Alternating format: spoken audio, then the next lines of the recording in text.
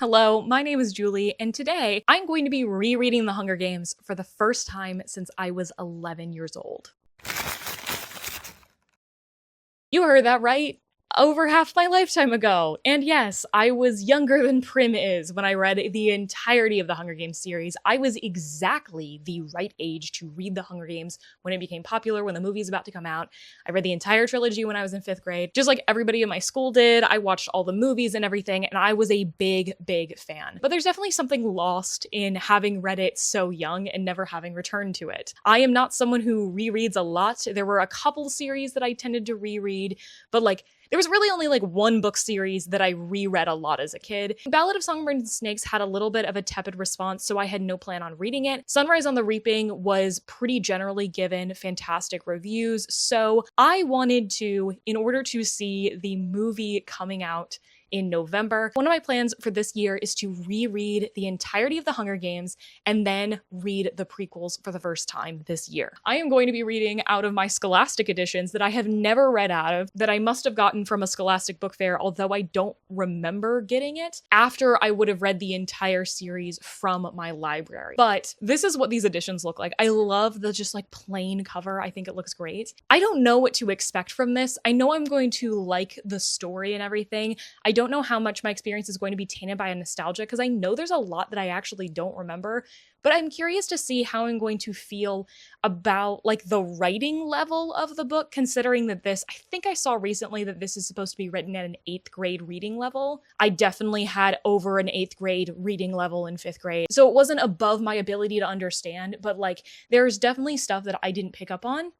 But as an adult, am I going to think that this is a little bit too juvenile for me? Is this going to hold up, in my opinion? So I am really excited. Let's get started rereading The Hunger Games. Hi, I have now read 100 pages of The Hunger Games. And what's interesting about this vlog is I did not decide that I was doing it until 100 pages into the book. I realized I did not have any videos that I had planned that were not my wrap up and my vlog in March. And I was like, oh shoot, what do I do? I'm really gonna be scrambling for stuff. I'm gonna have to look through old lists of ideas and stuff. But I realized, hey, I'm reading The Hunger Games. Everyone's gonna be rereading The Hunger Games right now because of the movie. I wanted to talk about it because I just found myself pausing so often while reading this first 100 pages and being like, wow, that yes, I found these books entertaining and heartbreaking and everything, but there has to have been a lot of nuance that I missed. And just reading these first 100 pages,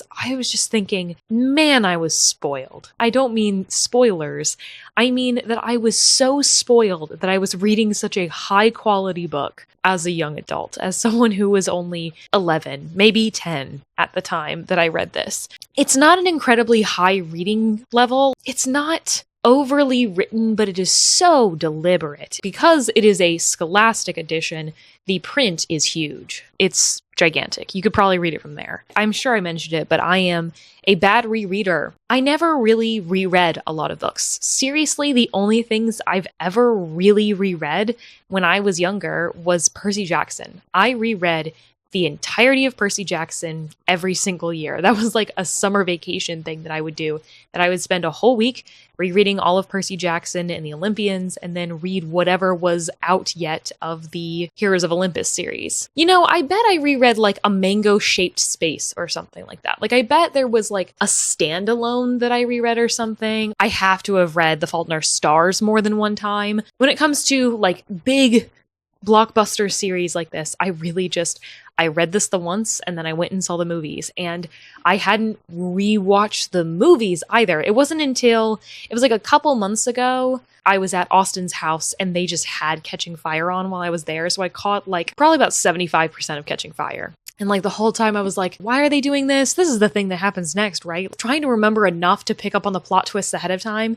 And I did, because I've read the freaking book before. But with all the buzz that has been happening around Sunrise on the Reaping that simply was not there for Ballad of Songbirds and Snakes, I decided that I was going to reread the whole series this year, especially because of the Hunger Games teacher who I have seen on Instagram talking in depth about every single sentence of these books, absolutely tearing them to shreds in a good way, in a English teacher way of this is the purpose of having this sentence there. And it shows you how much you can tear apart these particular books. I just felt that from the very beginning. Oh my god, I dropped it.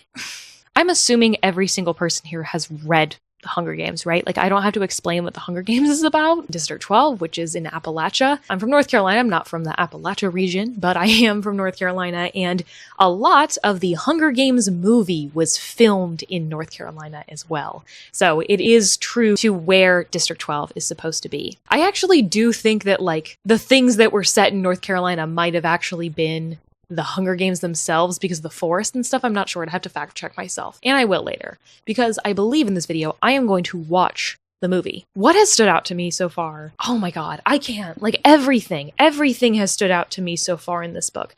I think it has a very particular writing style, this like really staccato writing style of using short sentences for emphasis, and it has a very strong character voice in the narration. And you absolutely live in Katniss's head a little bit more than I remember it being. And I think it makes Katniss out to be like a little bit more of a realistic character than you may see in the movies, which obviously the movies aren't going to be a perfect adaptation. So far, it has been really interesting to see the pacing of the book and see how far along certain things are. Chapter 1 exactly ends with Prim's name being pulled. And right about at the quarter mark is "Thank you for your consideration." Couldn't have told you ahead of time that the entire training thing is only one chapter, that the entirety of what I've read through so far is only 3 days. Up until training, like, the whole book is like, the reaping is one day. Them being on the train is the next day. Them being on the opening ceremony is the next day. They get 3 days of training and then they're off to the arena. Like, it is a very fucking quick turnaround time. And like, I think that shows off the brutality all that much more because these children have had 0 time to prepare. The careers are out here having trained forever, even though they're technically not supposed to. The thing that I wanted to point out right now at this point is how much of a class divide they are emphasizing so much. Every single moment of this book, Suzanne Collins is reminding you what the have and have-nots are. It is so ingrained in Katniss's brain what she has to do to survive all the time, and that's why she is good at the Hunger Games. Unlike the careers, she has been on the ropes, and thus she is best at actually surviving. But of course, she wouldn't make it were it not for the friends that she begrudgingly makes along the way. The movie does not emphasize enough how harrowing Katniss's life was. The extent to which her and her family nearly starved were it not for the determination of an 11-year-old is ridiculous. Even the people who are like on the richer part of town still have so little. Every single opportunity that she has to point out the opulence of the capital, she does, and she has Katniss not being able to stop thinking about it. Wouldn't you too?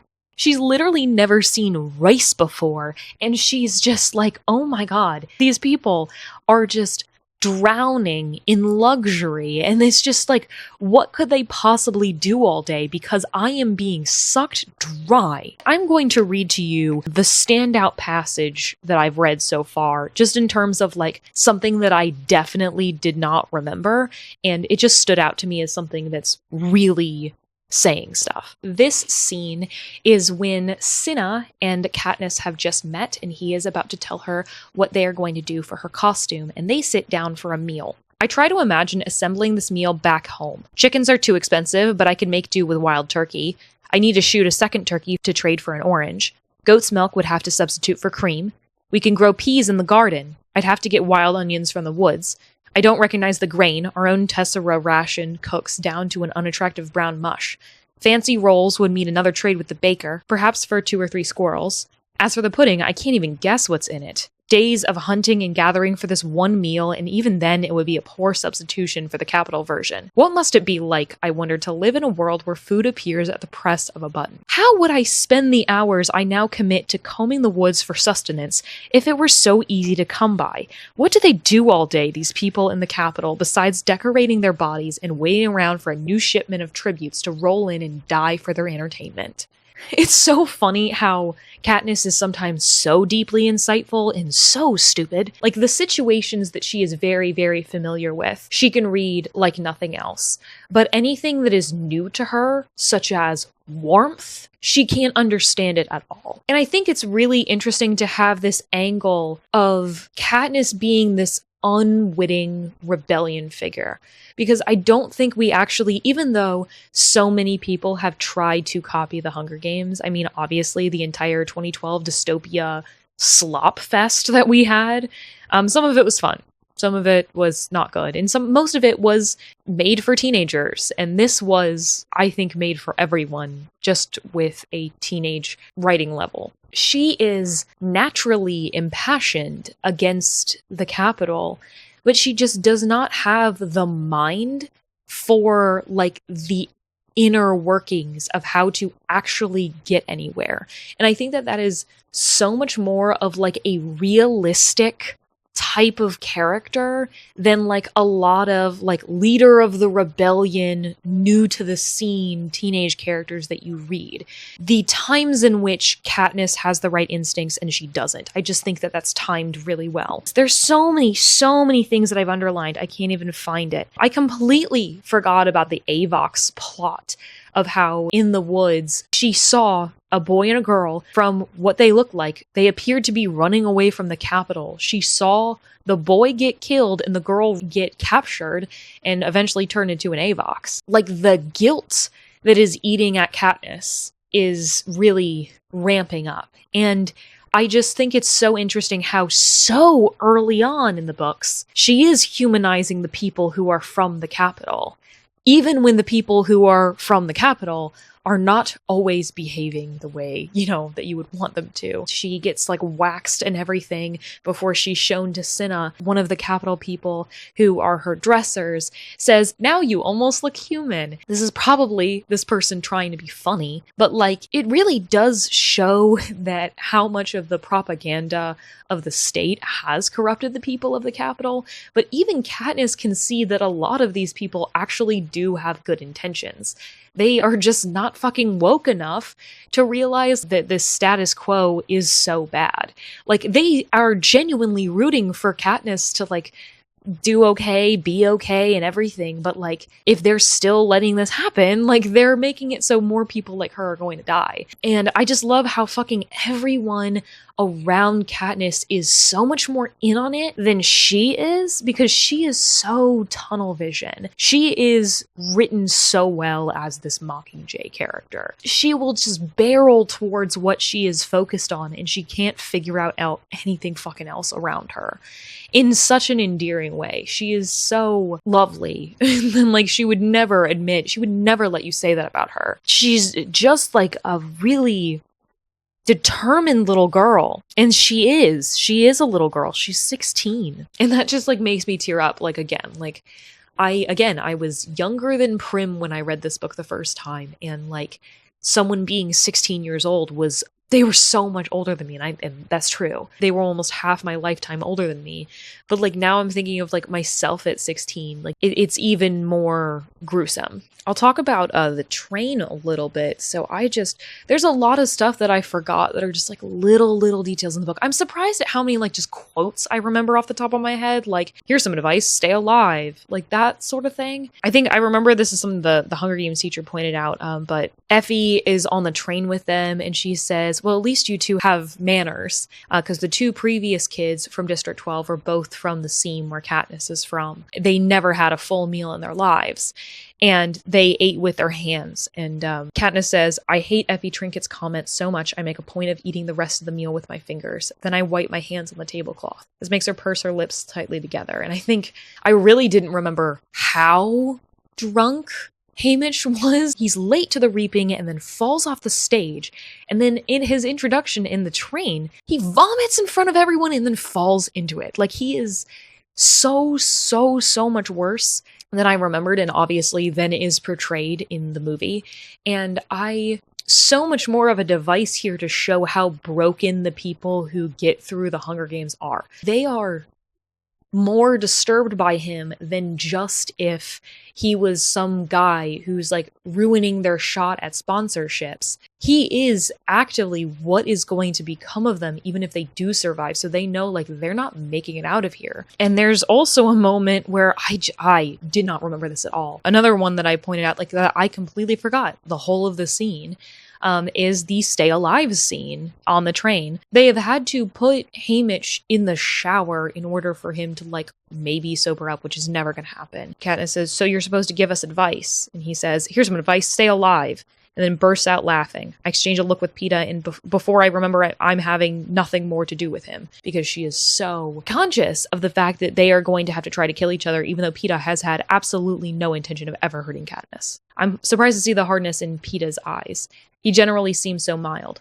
"That's very funny," says Peeta. Suddenly he lashes out at the glass in Haymitch's hand. It shatters on the floor, sending the blood-red liquid running down the back of the train. Only not to us. The Peeta that is in this book is so much more intense than I remember him being, and I think that that is so important, especially with like everything that Peeta represents in the narrative. He is a force for change. He is someone who, as a player on the board, he is someone who understands the social mechanisms so much. He knows how to convince other people, you know, the baby and everything like that. While, you know, Gale is the one who is representative of continuing violence. He is the one who is representative of like turning over a new leaf. And I think it's so much more powerful to have him be a character, have fight in him and drive. And that is so important to see from that character, that he's not someone who's just going to roll over. He is an active member in this. And I think like we've kind of soft boyified the idea of Peeta in the media. I love every time he's like cracking jokes like all the time, trying to be friendly with Katniss. Not only that, like he's trying to get other people to think he's friendly with her because she's like not going along with it. He's like, "Hey, pretend I said something funny." He's genuinely trying to make a connection with this girl that he has a crush on and has kept his eye on for so long. And she just can't trust anyone because she couldn't even trust her own mother. She really can't even trust Prim because Prim is too young in her eyes to do anything. She has literally no one in this world that she trusts. So why would she trust Peeta, who is literally slated to kill her? And it is such a brave thing of him to be going along with, to play into the narrative that the team is wanting. And I'm curious to see, like, do we ever find out, like, exactly, like, you know, what % of this united front thing is exactly from who? I think that this has been so incredible so far, and I honestly couldn't put it down last night. So, and I think it's having such a large font was definitely helpful. But I am just so excited to see what more that this has to say that I've forgotten. I just got directly back into reading, so I actually forgot to give you my 200-page mark update. I need to close the door. I just picked up the book and just couldn't stop reading again. So I'm actually at the 300-ish page mark of my 450-page copy. 2/3-ish, right? So that's actually what I would normally do for a vlog. But considering I'm doing a one-book vlog, I probably would have updated you once a day. I've had a couple things that I noticed.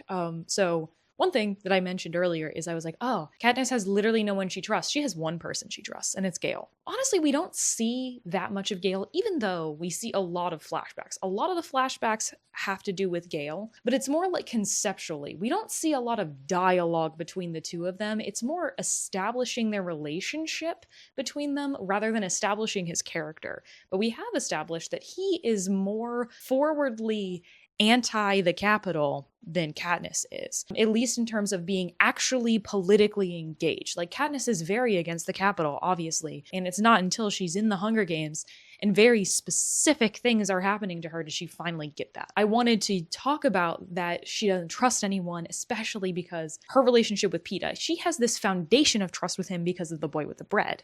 Which, speaking of Boy with the Bread, I wanted to point out, Girl on Fire is actually, for the first 4 times it's mentioned in the book, the girl who was on fire.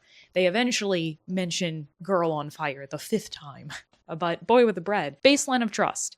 But she actively sees him right next to her, acting, put on a smile for the crowd and everything. So she thinks that his friendly demeanor towards her, because she actually sees him as a competitor, she sees him as a threat, because she sees how good he is with other people, but also that, like, he can throw a punch if he needs to. She doesn't trust him. And, like, she is so right not to. And one thing that happened, the little discussion that they have on the rooftop before they go into the games, that Peeta is talking about how he doesn't want to be changed by the games. He wants to do it as himself as much as he can. Like, he would defend himself if he needed to, but he doesn't want the Capitol to win that way, and he doesn't want the Capitol to turn him into a monster. That's his deepest fear, and that's what ends up happening to him later in the series, which is so good. It's good writing. And that thought has come back to Katniss later in the book now. So I have gotten to the point where Rue has died. I have finished Act 2, which ended with them announcing the rules change, that the people in their own district can win together. Without prompting,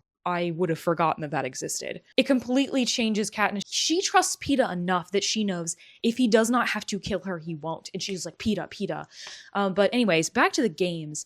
I think that Suzanne Collins is so good at writing the survival-y aspect. She clearly put a lot of research and thought into, like, every action that Katniss takes. Obviously, there's, like, the bigger things, like her blowing up the food or whatever is not necessarily as super duper realistic. But the things of, like, oh, she is bleeding out of her ear after the explosion. She needs to cover up her wound, so she pulls up her jacket and cinches the hood tight so that the blood doesn't drip. Like, it's just little tiny details like that that really make it feel a little bit more realistic, and we really get into the mind of someone fighting for their life. I think it's interesting that the arena does feel fairly plain. It's just like forest compared to what we see in the Quarter Quell later in the series, that it's supposed to be super special. I feel like because it's the first arena that Suzanne Collins came up with. It wasn't the first one in this world, but it's the first one that was ever ideated. One thing I have always wondered about the Hunger Games: why on earth does Suzanne Collins not name most of the tributes in book 1? There are several people who are mentioned multiple times throughout the book who are just the girl from District 4, the boy from District 3, the blah, blah, blah, blah, blah. She had to go through, like, the interview process with them. She was in training with these people. Like, you know for a fact she has heard every single one of these people's names. They watched everybody get reaped. She knows these people's names at least once. Is it the point that, like, these characters aren't important enough to get names? Is it that Katniss is so focused on other things that she doesn't care about those people? Is it supposed to be, like, dehumanizing these characters, the fact that they don't have names? Is it just that there's so many characters that, like, there's no reason to have so many? But I feel like a handful more could have been given names. Like, characters who were not killed in the bloodbath, I feel like could have been given names. And I have seen that in the prequels, she ends up giving, like, a table of what the characters' names are. I think it would have been very realistic for Suzanne Collins to have Katniss forget a character's name. Be like, yeah, I know that guy's name starts with a J. I have no idea what his name is. Let's talk about Rue. I love Rue. I mean, everyone loves Rue, and that's the whole point. That's when you introduce a good character like that in a sci-fi fantasy series, the whole idea of that character is for you to become endeared to them and for them to die at the end. It is why so many, like, emotional deaths in series of, like, a mentor character or, like, a little sibling character do not affect me, because I know they're coming, bro, because I was traumatized by this. And then later what happens in Mockingjay.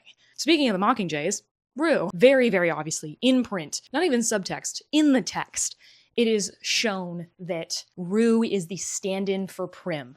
And Prim is the thing that is keeping Katniss going. She keeps talking about how she keeps wanting to give up, but every time she wants to give up, she thinks of Prim watching her back home. The only time she feels safe in the arena at this point is when she is with Rue, someone that she knows she can trust. And she does see her as a little bit more capable than she sees Prim, because the first time she's introduced to Rue is her being very capable, being able to move very silently, being insightful enough to point out the tracker jackers and everything. And she is obviously the call to action for Katniss to actually want to find ways to stand up against the Capitol instead of just being someone who is opposed to the Capitol. But a detail that broke my heart is that Rue is actually the oldest sibling of 6. And we see Rue be very in tune with nature, and I'm just thinking about how she's a little Katniss. Rue is not just Prim, she's also representative of Katniss. She didn't have anyone volunteer for her because her siblings are all younger than her, even though she's 12. Like, this very easily could have been Katniss. Obviously, the skill set's a little bit different. That was immediately what hit me. And that was a little detail that did not need to be there, and very clear to me that that's what that was kind of pointing out to do. And another thing I didn't pick up on, or I forgot or whatever, all the details about District 11. So the only characters that are described as black are the people from District 11 who we meet Rue and Thresh, and they are from the agriculture area, District 11, which is the southeast of America. She talks about them being whipped all the time. And this is a really important moment for Katniss because they are kept so disparate from the other districts that they actually don't get a lot of information about what life is like. She just has all these assumptions, and she's assumed that the people in the agriculture place would be well fed. Rue's like, no, they don't let us keep the food. What are you talking about? We are starving all the time. They might give us a little bit more food when it's harvest time because we have to work longer. She also mentions how much more violent the peacekeepers are in the agriculture sector in District 11, how they are whipped constantly. Katniss says that, yes, there could be whippings in District 12, but it's not really done, but it's the peacekeepers who are doing the whipping in either case. And she's like, yeah, I would totally get whipped if I was actually caught for doing all my hunting and stuff, but like I'm bribing the officials. The peacekeepers buy stuff off me. They're probably not going to punish me because they want their meat too. And it just reminds me very clearly, District 11 is reminiscent of slavery. Not to exactly the same degree. They're still getting at least some modicum of education and everything, but like it's inspired by it. And it was just like, man, 10-year-old me didn't pick up on that, or definitely didn't remember those little details. The thing is that Rue telling her that they don't have food is how Katniss gains class consciousness. Like, she knows that the Capitol is the enemy, but knowing that the other districts, for the most part, are not better off than her, they are considered bottom of the totem pole, but it's really, there's a larger gap than I think she thought. She thought that they were the only ones starving, and that's just not the case. And I think that that is, so good. The reason this book has endured so long is clearly because it has all of this political commentary while also being massively entertaining and hard to put down. It is breakneck, and it does that. What's really interesting is like the first 100 pages or so, the first act before the Hunger Games start, and it's kind of showing like the mundanity of the Hunger Games. Sometimes she's like, well, if I'm going to be surviving out here, I have to do this and this and this. It feels very real. Definitely, it doesn't feel like she's missing details. She doesn't go so deep into the minutia of like telling us that how people go to the bathroom, but like it's very detailed, it's very thought through, and I'm just really getting so much out of this, and I'm excited to talk to you more about it.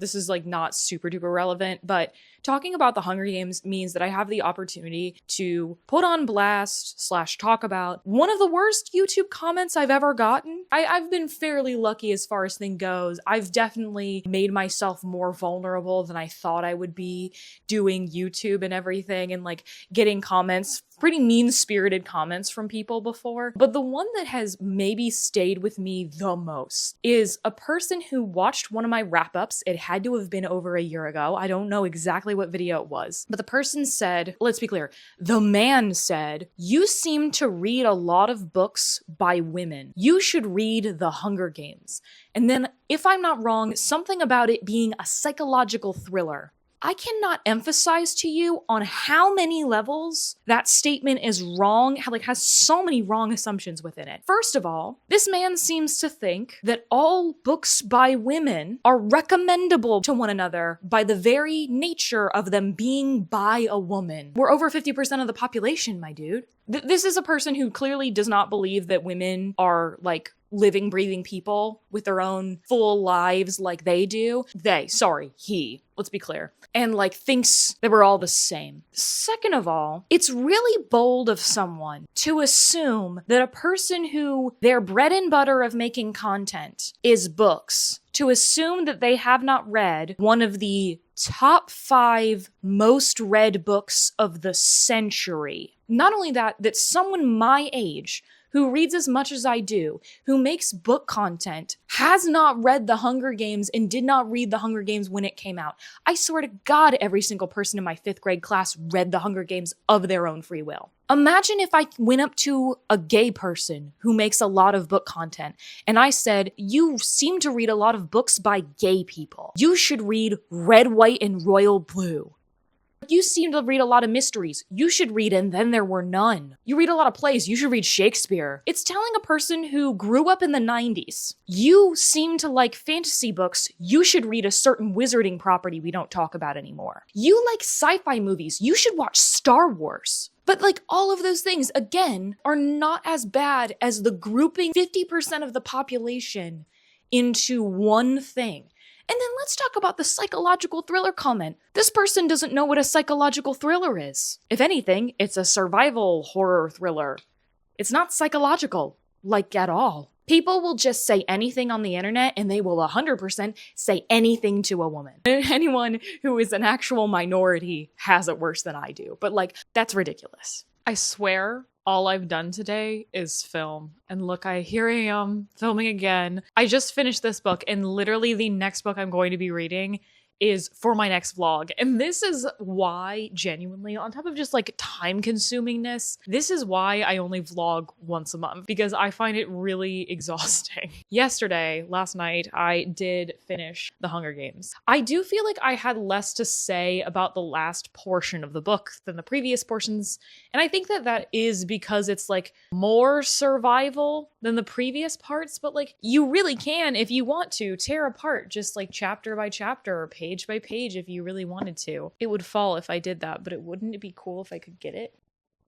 Oh my God, I did it. I'm going to punch myself if that falls. The further we got into the book, once it gets into the like different bullet points of the action, the games itself, those are definitely details that have fallen through the cracks. So I told you, I haven't seen the movie since before Catching Fire came out. I did not see The Hunger Games in the theaters.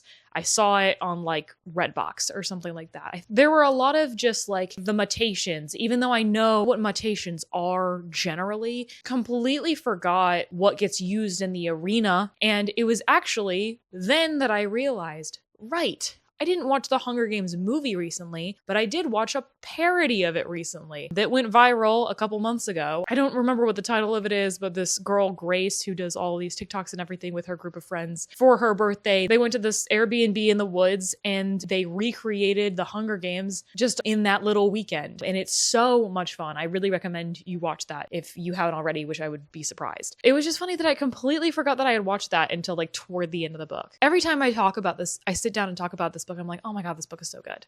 Oh, this book is so good. Oh, so good. The last portion of the book, the things that are memorable there were the parts in the cave, the thing that we're dealing with Peeta, communicating with Haymitch through the parachutes and everything. I really like how they talk about Peeta, Haymitch, and Katniss all together. One thing that I do want to know that I'm like, I don't think is really resolved in this book. At first, Haymitch is training Peeta and Katniss together. And then Peeta asks to be separated. Do we know for sure that Peeta is the one that asks, or does Haymitch separate them? I do believe it's Peeta who asks. And if so, why does Peeta want to be separate from Katniss in that moment? Because there's things about the training and stuff that Katniss doesn't know. Is it just that he wanted to keep some of his cards to himself, or is there extra planning that's going on? Because what we can see throughout the book is that people around her are actively trying to sow seeds of rebellion. She is only naturally doing what occurs to her. She does not do things to further a rebellion force. She does what she thinks is right, and fuck the Capitol. Is Peeta part of that? But another comment that Peeta says that Haymitch likes Katniss better because the two of them are so alike, and Katniss is like, what do you mean? He hates me. And it's because they're so argumentative. They are very fiery people, no pun intended. And I think it shows that the survival instincts that Katniss has are so good, and that they are in tune with each other, her and Haymitch, because of the way that the parachutes come down and how she knows exactly what she needs to do based on what he gets. And I think it would be a really interesting perspective if Suzanne Collins ever wrote extra chapters or something, bonus content to this book. I mean, just getting to see what the people back home thought. I don't remember how much stuff we get to see in Catching Fire around this, which I don't think it's any. What does Haymitch have to do? What's the button that he has to press to let the parachute come down? How does he get funding? What kind of manipulations are Effie and Haymitch and anybody on their team having to do in order to get stuff to Katniss? I think that would be really interesting to find out, at least not even necessarily narratively, but what mechanically does Suzanne Collins think is happening behind the scenes? Because I think one of the trademark parts of the Hunger Games series is that this is specifically from Katniss's point of view, and we never leave it. And that is so important to the building of the world and the building out of our understanding of it. Because so many people keep things from Katniss because, not that she's a blabbermouth, that's not it. She can't hide things. She isn't media trained, if you will. She's so fascinating. I find her endlessly fascinating. Oh, I mentioned the mutations before, which again, didn't really remember that when it was happening. I was like, oh, right. The dogs are the people. I think the whole thing with Thresh saving Katniss was important, and I definitely wonder if the people in District 11 might be a little bit more united than the people in District 12. Maybe there is more of a personal relationship between Thresh and Rue, but he only calls her the little girl, actually. So does that mean that Thresh and Rue weren't close? Because you could make the argument that, because Thresh saves Katniss, it must be because he is close with Rue. But I'm assuming that, he just had normal affection for her. If you haven't seen these already, there is these illustrated editions of the Hunger Games that are coming out right now. Catching Fire is out, Mockingjay is not. And I have seen bits of the Hunger Games specifically. And the image that I think a lot of people took as one of the most well illustrated is Thresh killing Glimmer. It is such a fantastic image. If I can find it, I'll put it up here. It really shows, even though to Katniss, he is described as so big and strong and so much bigger than the rest of them, he is still a young boy who has been forced into this and is doing this to save his own life. And I think that image is just heartbreaking. Okay, I mentioned it before. The thing that I think is most memorable, the thing that I remember the most about this part of the Hunger Games is the cave, is Katniss and Peeta kind of relying on each other, Peeta being hurt so much. And I think this is where his reputation as someone who's a soft boy or useless, a dead weight or something, this is the part of the book where it comes from. The rest of the book, Katniss sees him as a huge threat. He's so deeply injured in this part of the book that he is dead weight. So Haymitch knows Peeta is genuinely into her. In order to get this narrative how we want it to, Katniss is going to have to act.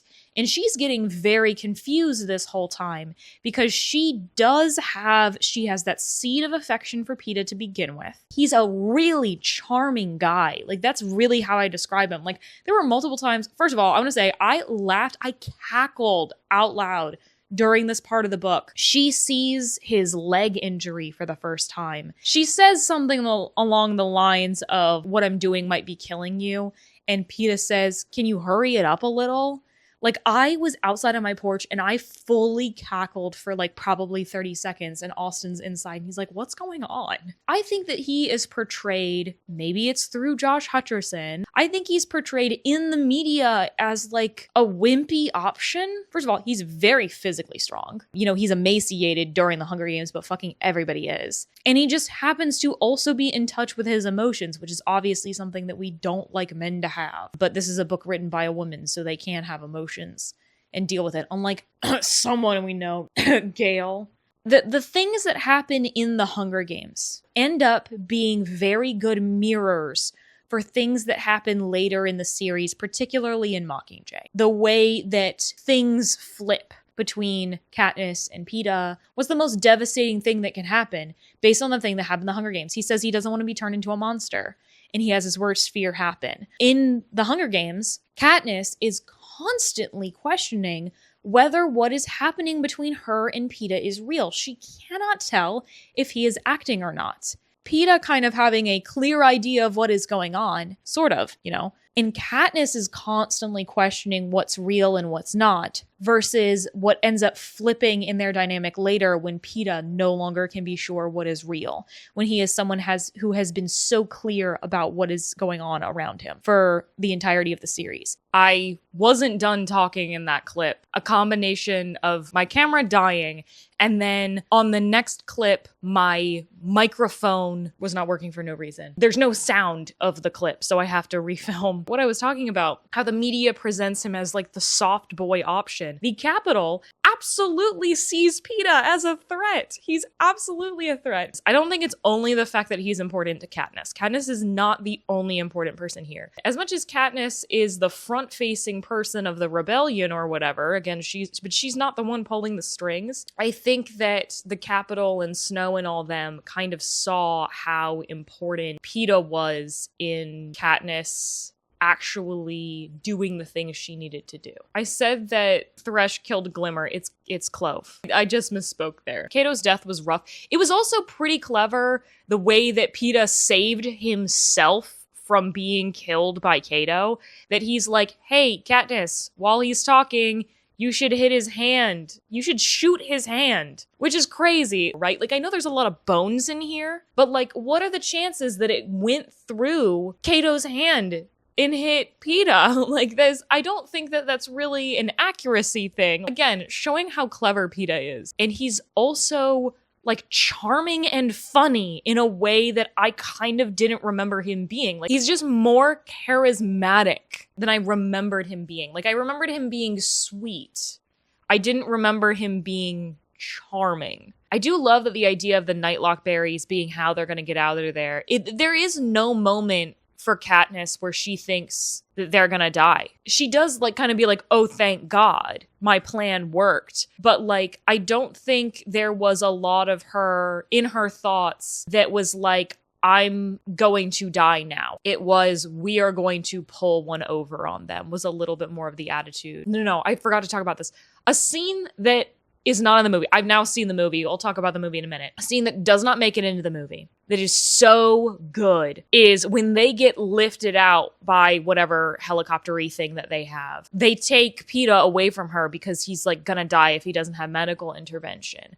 And she is absolutely screaming, pounding, yelling, kind of like she does like in the later movies, on the door, like, "Don't take him away from me," or whatever. They actually put that footage out. They didn't just end the Hunger Games footage when the two of them won. The footage is still there. They're still filming her when she's trying to get to Peeta. And she says that that is her best case, the thing that Haymitch is trying to get her to do, to make it seem like she did this out of love and not out of rebellion. And that's all it was. It's a very good scene because it does show how much Peeta means to Katniss even if she doesn't 100% trust him. She understands as soon as she gets out of the arena, this isn't over. The way I am going to have to play for the capital is not over now that I've won. It is going to be the rest of my presumably short life. That I'm going to have to play up this love story thing, even if it's not necessarily what she wants to do. Like, she cares about Peeta. Does she have romantic feelings for Peeta yet? Not fully, and definitely not ones that she can understand, especially because she's 16. She's 16. She doesn't have to do that yet. I think it was really interesting how much it is emphasized that the capital is absolutely scrambling to make it look like they are okay with the fact that there are two victors and that they are on top of it, that this is acceptable to them. To emphasize how much the capital is not prepared for this, Peeta goes onto the stage first, clearly through the entrance that they built for the victor, and then they have Katniss go in a weird part under the stage that she describes as moldy. They have the crown that the victor would wear. They split the crown in half. I guess they designed a crown that you can split in half, and I bet they just 3D printed that in 30 seconds. But Snow is the one who puts the crown on their head and everything. But we actually don't see that much of President Snow as the villain character. We really see the institution and the capital and the games as the villain. I don't remember if we actually hear dialogue from President Snow, but if we do, it's literally just welcome to the fucking Hunger Games. Considering how important he is to the series and how much of a pivotal character he is, it's really interesting. Now, at the very end of the book, the thing that has changed is that Katniss is oh, we have to keep doing this. And Peeta is oh, this wasn't genuine. I was being genuine with you. And Katniss finally showing her cards that she's doing this on purpose. She finds out that his feelings were genuine and that she could have trusted him the whole time. And now he doesn't trust her fully. It's just a really good, as soon as you have something, you lose it moment. And it's just really tragic. I know for a fact that what I just said in this clip is entirely different than the original clip that I filmed. I can't remember what I said at all. I just enjoyed this book so much. I want to say I literally could not put this book down. I was glued to the page. And it's not just the print was big. I was reading for larger swaths of time than I really did for a lot of other books that I'm reading right now. And that is such a testament that a book can be so wildly entertaining while also being so deep. And I just really think that, Suzanne Collins knows what she's doing, at least in the trilogy. We have yet to see if I am going to agree that the prequels are the same. Alrighty, let's get to the movie. Let's see if they changed anything.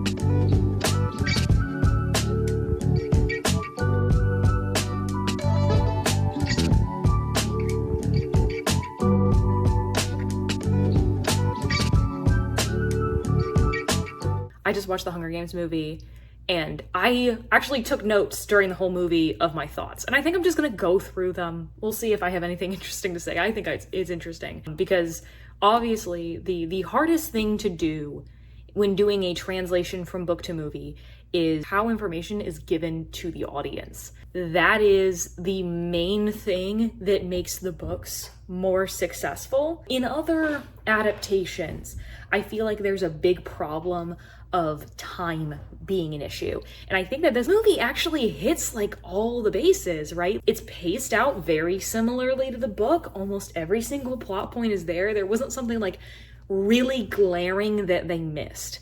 It's little bits and pieces of world building or character or something like that they do miss. They do get a lot of plot in there, and I think that that's really commendable. It's a 2.5 hour movie. It didn't feel like it. I don't remember if I mentioned this before about the books. The first line that we see Katniss say in the movie is, "Your name's only in there one time, they won't pick you." And I completely had forgotten until rereading the book. I was under the impression that the tesserae was the only reason why someone's name would be in there more than once.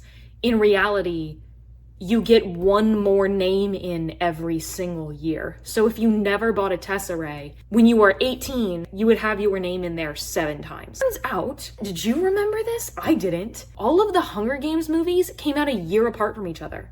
2012, 2013, 2014, 2015. Remember when they could make movies quickly? They used to do that for us. They made Catching Fire a year after the Hunger Games? Kind of my question is, where the hell did the money come from? So I guess they must have had just a massive boost of funding before the movie was even released. My impression of watching the movie for the first time is I was kind of laughing at how low budget it was when I was 11 or 12, I guess at this point. Which I also want to point out, to give you some context of like how old I am in relation to this movie, other than me just giving you numbers. I am 1 year younger than Willow Shields. I was under the impression that like all the actors were older, but actually she was like maybe a year younger while filming than Prim was. A lot of the commentary around the movies is like, because they age up the characters, it takes away some of the hit. And what I didn't realize is that like Jennifer Lawrence is only 21 or 2 in this movie. I thought she was closer to like 25, 26. She's 25 at the end of the movies. So I'm the age she probably was while filming Mockingjay Part 2. I cannot physically imagine the girl that I just saw on screen as being younger than me, because I was literally exactly half her age when the movie came out. So like the first time I saw this, like I see that girl and I think, she's older than me. I mean, besides the fact that like Jennifer Lawrence is one of the biggest actresses in the world, and like I've seen her be well into her 30s. What I did look at, the Rotten Tomatoes scores are on Peacock. I want you to guess the order in which they are ranked on Rotten Tomatoes. Critic score, audience score. I'll tell you, the orders are the same except for one movie has a massive difference between audience and critics. All 5 movies, including Ballad of Songbirds and Snakes, what's the ranking? According to critics, Catching Fire has a 90, Hunger Games has 84, Mockingjay Part 1 and Part 2 each have a 70, and then Ballad of Songbirds and Snakes has a 64. Audience score, both Catching Fire and Ballad of Songbirds and Snakes have an 89. So critics actually like Catching Fire that much more, and for some reason the audiences have said is the same as Catching Fire. I do think that comes from nostalgia. It has to. Hunger Games 81, which is less. Mockingjay 71, which is 1 point more. And then Mockingjay Part 2 66, which is 4 points less. Like, I remember seeing Mockingjay and really enjoying it. I don't remember having a problem with Mockingjay at all. Let's talk about the movie. The movie starts out, I just showed you, with text on the screen, even though I think almost all of the parts of the Hunger Games are explained with dialogue in the movie, and I think that's bad. I didn't like that. And then they have a very, very short interview from Seneca and Caesar. You're the game maker. What's your signature on these things? Decision to make Seneca Crane a character in this movie, I think was actually genius, and I love it. We talk about Seneca Crane in book 2, and I think having the perspective of there are people running the games, I think that works really well, especially because we cannot be immersed in Katniss's head like we are in the book. But anyway, I do think that short interview, I don't think that's a bad way to start the movie, but I don't think it was a good scene. It felt really short. We go to District 12. It's a pretty similar opening to the book. Katniss is really sweet to her sister and cold to everyone else, and they show that through the cat, which is really funny. But the amount of shaky cam was almost unwatchable. If I had motion sickness, I would have turned the movie off. Like, that was bad. I think it's mostly to disguise the fact of how low budget the movie is. Also, fun fact, almost all of the Hunger Games, of at least the outdoor stuff, is filmed in North Carolina. It's in the Charlotte and Asheville area for the most part, which is not where I'm from, by the way. The thing that I've always found so funny is that the forests of District 12 and the games look identical, and it's because it's the same set of woods. They did not try to make it any different, and I think it's too close. That should have been like, oh, isn't she going to have an advantage because this is just like back home,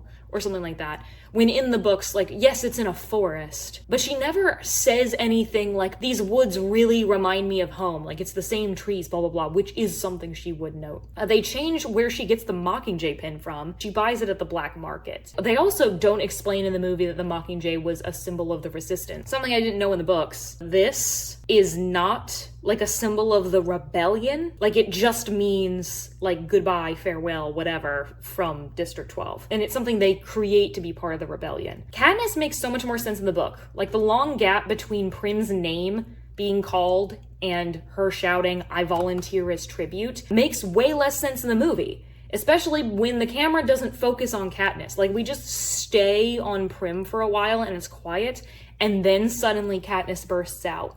And I actually think directorially, it would have been a better thing to have the camera focus on Katniss, because you show her panic. You don't see her panic. You see her, what looks like, hesitate in the movie. Willow Shields is acting her heart out around all of these 20-somethings who can't. Jennifer Lawrence does not have a facial expression 75% of this movie. "Peeta, will you close your mouth, please?" When he gets reaped, and while they're on the train, he just has his mouth open like the whole time. Haymitch in the movie is not at the reaping. In the book, he shows up late to the reaping and then falls off the stage drunk and hits his head. I really was bothered on the train scene when we meet Haymitch. The tight angles, like, it just felt like they were trying to direct around something. Like, the set didn't look bad, so I don't know what they were trying to hide, but it was a lot of just like tight face shots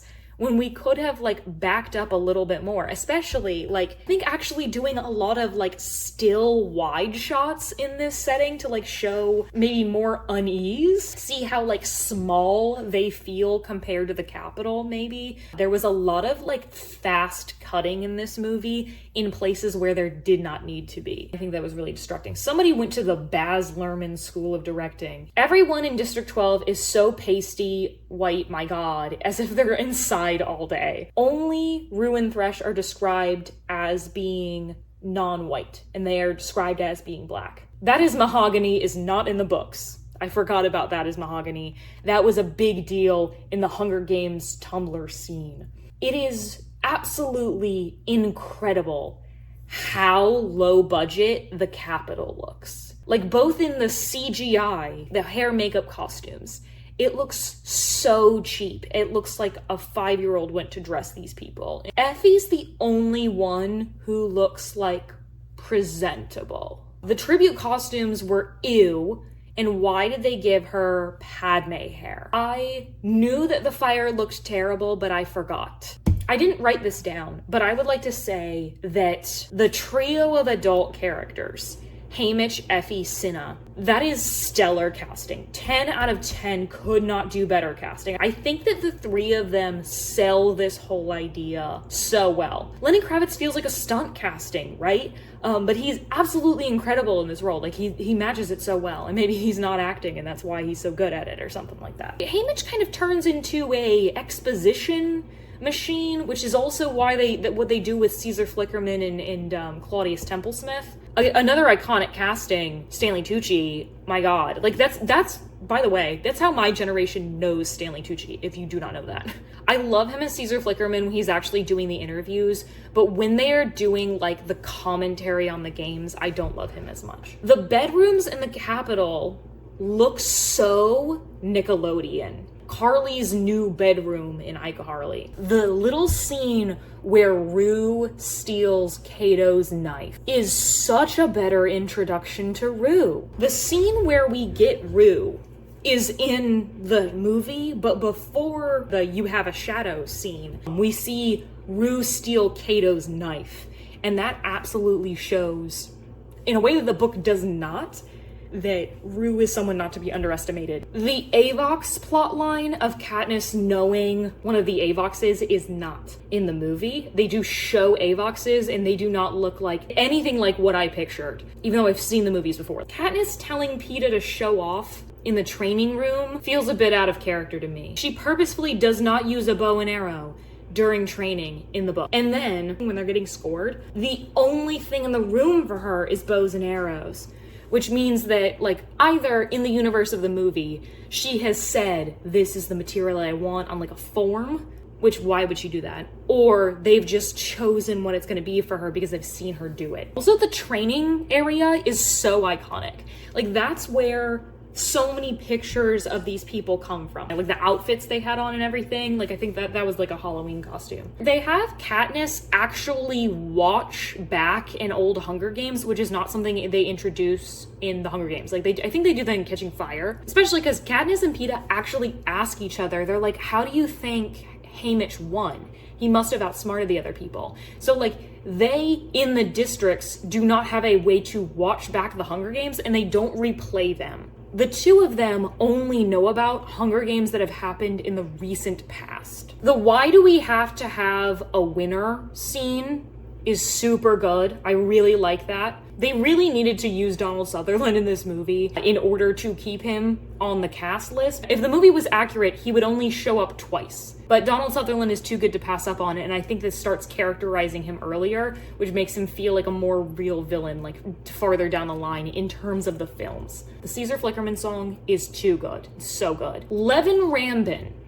who plays Glimmer, I was like, dang, she looks familiar. I looked her up. She played Clarice in the Percy Jackson movie. I don't think I knew that. Speaking of Glimmer, Marvel is named in the movie.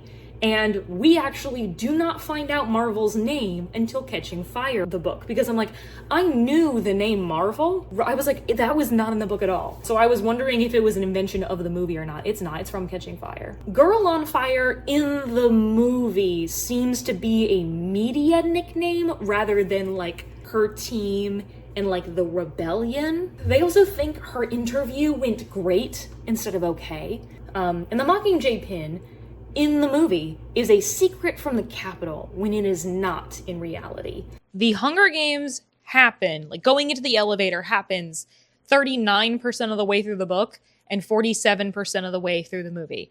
Not bad. The bit where they have the countdown and they show all the different people hearing the same thing of the Hunger Games, and then suddenly we see Gale in a field who, in the movie, he talks about what if everyone just stopped watching the games? Then they wouldn't have anything to do the games for. And I think that was an interesting thing to add. He has like the rest of his little spiel that he does in the book where he's like, what if we ran away from here, and the like, I want to have kids thing. I actually don't feel like the movie sets up a dichotomy between Gale and Peeta. They just both happen to exist. I can't wait to see more comparing, contrasting the two of them in future books. When the bloodbath happened, they turn off the sound. Interesting. And I think that that's supposed to like show like the shock of it to Katniss when like, hi, I wanted to use silence or like a ringing in the ear when Prim's name was called. Like that's what I would have done if I was directing this. But the use of no music, and then they use the shaky cam, they use a lot of montage, they use a lot of cutting away during the bloodbath, clearly to try to disguise the violence or lack thereof, because it's obviously fake violence. And I just kind of feel like not showing the violence at face value kind of diminishes it. But you have to see that like there's less limits on violence in YA fiction than PG-13 movies.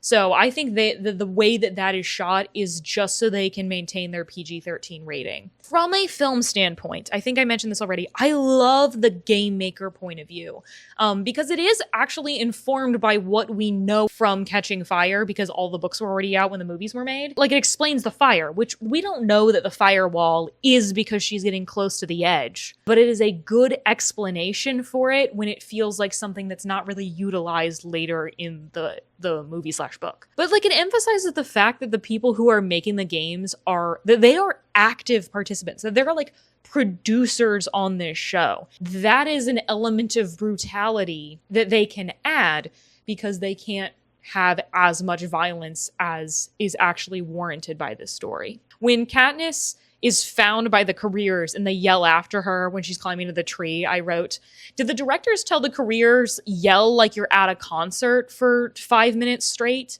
I can't imagine how much yelling those kids had to do on that day, because there isn't a moment where less than 2 people are yelling. They very clearly are just like ad-libbing in the background. Like they don't have actual lines that they're saying, which is exactly what happened with like the pig shooting scene, which thank you for your consideration. So good, so good.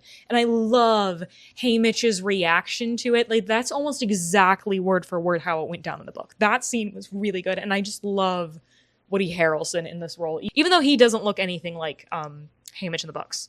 People yelling so much actually got to the point where it felt really unrealistic how much they were yelling and everything, especially like, why are you making yourself a target? Parachutes making noise feels like a major risk to me, because you're telling me that the Capitol can't just like ultra drone pilot the parachutes wherever they want. Haymitch has to send actual physical notes to Katniss because she doesn't have her inner monologue, and I feel like that gives Katniss so much less credit for her own survival. And it also lowers the intensity of like the bond between Haymitch and Katniss because they are so similar. He can just communicate to her through the gifts or not giving her gifts, which it just downplays Katniss's intelligence, in my opinion. We've gotten to the part where she's found the tracker jackers, and having just watched the Olympics, Caesar Flickerman explaining direct to audience exactly what's going on with the tracker jackers is very accurate to sport. It's like Johnny and Tara having to explain the scoring literally every skate, which must be so annoying for them. The Glimmer and Cato like love plot line in the background is a little bit weird, especially because like it took me a while to realize that they're from 2 different districts, because like there's supposed to be like certain traits of the different districts like that they kind of look similar. So Glimmer and Cato are the 2 characters who look the most alike of the rest of the tributes, and the fact that they are buddy-buddy would make sense. Like I could identify, before watching the movie, that actress is Glimmer, that actress is Clove, and I knew for a fact that Cato and Clove go together because their names go together. So like I have never mistaken it, but when there are those scenes of like they're like cuddling up to each other and very clearly like flirting, it took me like until the tracker jackers to realize Glimmer and Cato are in 2 different districts. Caesar Flickerman in the forest during Katniss's hallucination was really funny. And I actually liked the little dream sequence that they did. You know, they were actually able to do a very small amount of like, let's do something about the dad. The dad is so not present in the movie at all. The only mention that they make of him is like, hey, you can't disappear like you did when dad died. And then in the dream sequence, they have a picture of him on the mantle and like the house explodes to be like the coal mine exploding.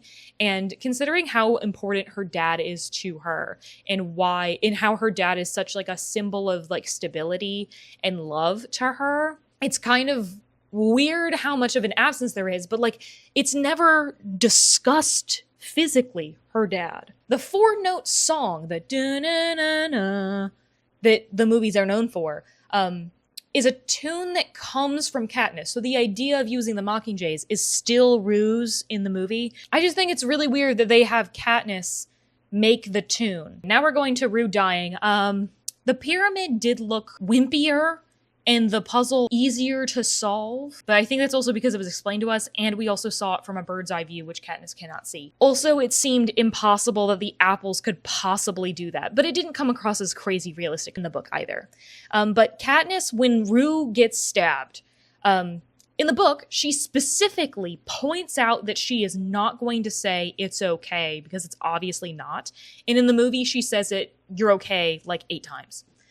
Rue's death did make me tear up in the movie when it did not in the book. I'm not much of a book crier anymore. It does take a lot for me to cry in a book. And I'll be honest, I think I was a little bit more intellectually in it than emotionally in it. Instead of having District 11 send her bread, because that's too lame, we see a rebellion in District 11, which I think we do get confirmation that happens in Catching Fire, but I don't remember because I haven't read the book in 12 years. They were being like fire hosed down, which just reminded me of the civil rights movement. We see Haymitch actively pitching the idea of the love story to Seneca Crane. It doesn't make any sense to me that Haymitch would actively pitch the love story plot to Seneca, because Seneca's not in on it. Like, if it was Plutarch and like they're working together, yeah, sure. But like they don't play that in the movie at all. It's like it's him trying to buy Katniss and Peeta some time in the arena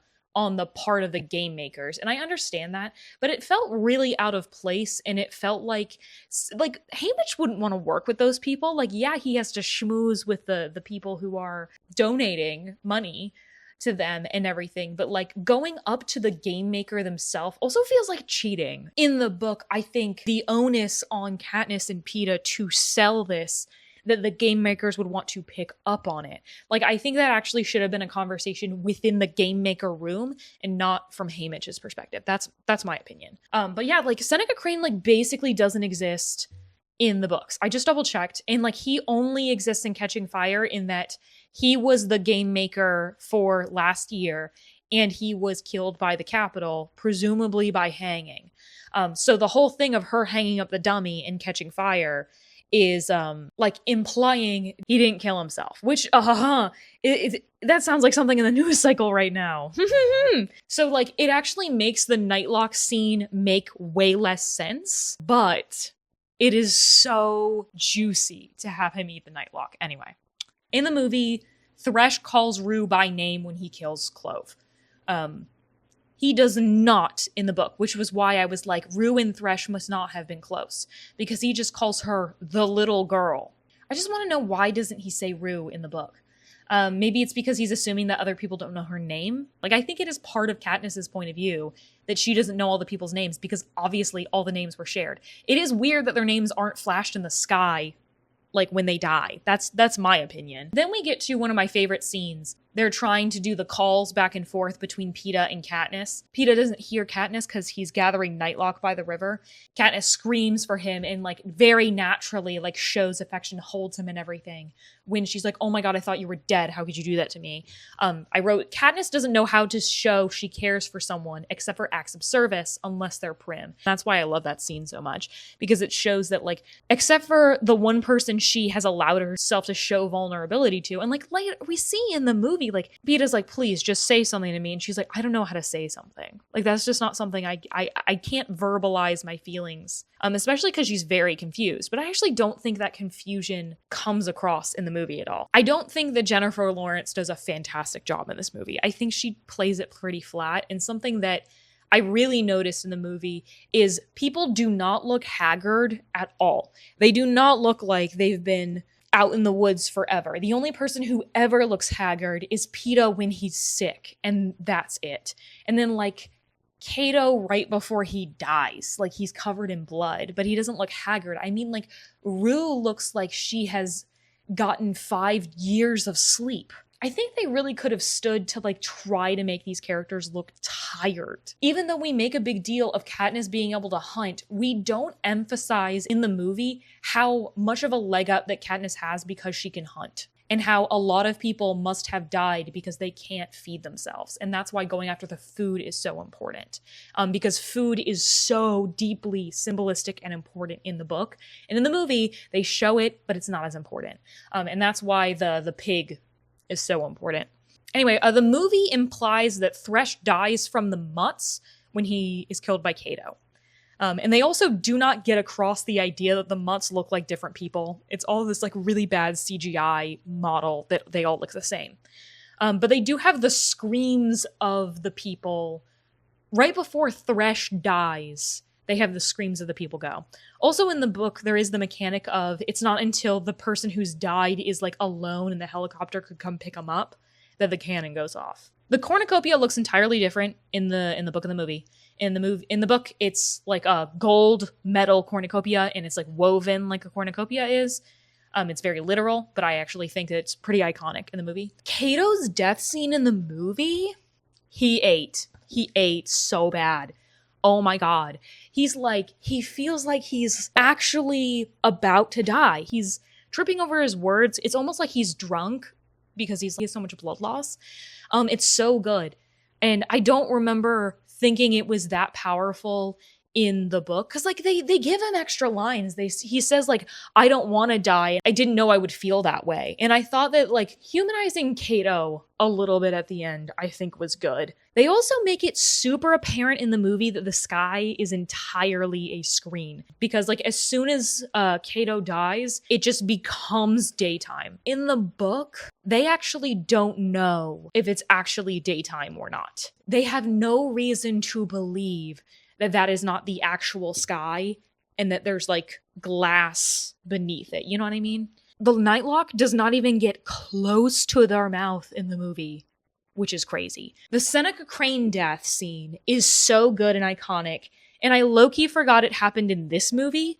I kind of remembered it happening in Catching Fire. However, I don't think they sold Katniss's ending very well, which I do think Austin was mentioning to me that he thought like the first book doesn't do a very good job like ending the story for Katniss, and it's because like Suzanne Collins was not done, and that's why there is a series, because she got to the end of the book, she's like, I don't know what to do. Other than Haymitch telling her like, you need to sell this, she doesn't actually show that much like aversion to the love story enough for, in the logic of the movie, for it to make sense that Haymitch is telling her like, you need to sell this. And the last thing is that Snow does not say a word to them in the book. And in the movie, they have a short little conversation, and he points out the Mockingjay pin, which I think is good in terms of the movie and setting up future stuff. I'll do a little final piece in a bit because my phone's at 5%. Oops. So after all that, I have reread The Hunger Games and I have rewatched the movie. And what do I think? I loved it. I think that the book is fantastic. I think it absolutely holds up. I was kind of worried about the writing level. I didn't think that it was obtrusive in any way. I do think that makes it easier to get through. And I think it makes it more approachable to be talking about this sort of subject matter. And I think that's great. I absolutely loved my experience reading this, and I cannot wait to read the rest of the books in the series. And as for the movie, it actually holds up way better than I thought it did. It is a very accurate depiction of the plot points. There are very few deviations, and like most of those came down to like, you know, we can't be in Katniss's head all the time, and maybe we don't need to have extraneous characters. That was mostly what it was doing. And like, I don't mind those changes. Considering a lot of other book adaptations I've seen, this is really, really solid. And I know for a fact that at least Catching Fire is going to be even a step up from that. So I cannot wait to keep reading this series. And if you would like me to continue vlogging this series, please let me know down below, because I was not planning on continuing doing Catching Fire and Mockingjay and the prequels. But if you want me to, I will. Leave a comment down below and let me know if that's something you would love to watch, because otherwise I'll be doing other stuff. Thank you so much for watching. This was such a blast, and I'm so glad I filmed it because I was able to force myself to talk through my ideas that I already wanted to. I gave myself an opportunity to vocalize what works so well for this book, and it was such a fun time. So if you would like to find me anywhere else on the internet, you can find me at the links in the description to my social medias and to the different bookish services that I use that you can also get deals from. And if you'd like to watch more of my videos, you can hit subscribe and find out when I make new ones. And as always, I'll see you in the next one.